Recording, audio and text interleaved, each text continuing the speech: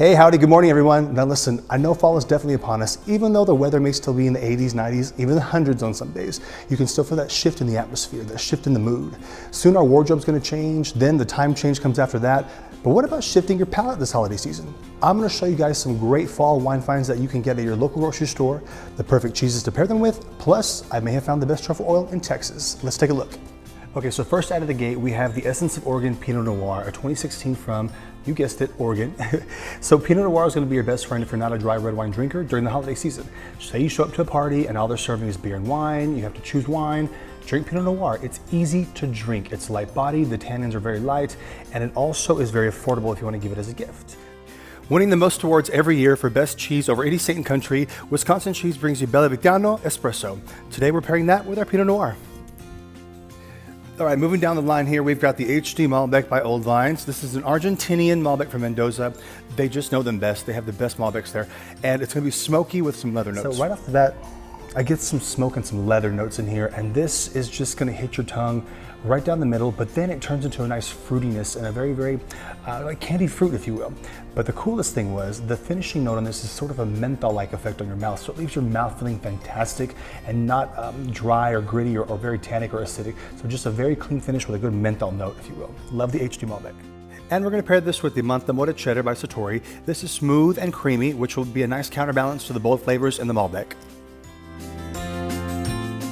Okay, coming in last, but certainly not least, the 1000 Stories Gold Rush Red Bourbon Barrel Aged Red Blend, my favorite of all three. So the way this goes is you're gonna get a lot of tobacco and leather and smoke right there in the nose, but you know, once it hits the center of the tongue, you get those flavors, but it has this edge on each side of your tongue comes this vanilla hug, and it engulfs those, you know, sort of bold flavors with this really sweet vanilla note, a very calm and warming. And they ride all the way to the end, and then it gets this really clean finish, and it's just such a pleasant experience. This one says holidays to me. It definitely says come over, we'll start a fire, we'll make cookies, we'll talk about old times. Behind every strong bottle of red wine stands a strong cheddar cheese, which is why we're using the Old World cheddar, aged and sharp. It's perfect to contrast that good bold flavor in the red wine. You can find it at wisconsincheese.com or just look for the Proudly Wisconsin Cheese sign in your local grocery store. So the sun is setting on us, it's dinner time. What a shame it would be if we could cook some great food to go with these wines, right? Now I mentioned earlier I have the best truffle oil in Texas. It's time to walk the walk. Let's get cooking. This is Dear Delicacies White Truffle Texas Extra Virgin Olive Oil. It's made here in Texas, cold pressed and first pressed. I served this to my dad. He's a meat and potato kind of guy. It's not overwhelming. It's not exhausting. He loved it. This is probably one of the best truffle experiences I've ever had. All right, so I'm starting off with fresh sage, rosemary, and thyme, roughly chopped.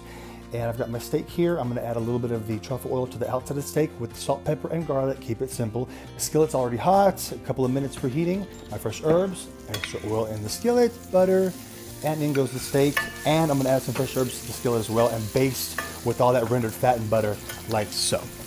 And listen to that sound, folks. Isn't that beautiful? Gonna let that fat render. Don't mess with it, don't poke it, don't prod it. Caramelization is like so, beautiful. And we'll let that rest for about 10 minutes. And meanwhile, asparagus, bend one in half, see where it breaks. Wherever it breaks, trim the rest that same length. Give those a couple of minutes on the skillet, rotating them here and there. Sweet potatoes, diced, a little bit of rendered fat, salt, pepper, garlic only. No cinnamon on these. I'm keeping them savory. Trust me, they're delicious that way. And look at that beautiful blackening and caramelization on the outside of that. And there you have it, guys, beautifully plated, and compliments of our amigos at Flora Cocina, edible flowers to finish.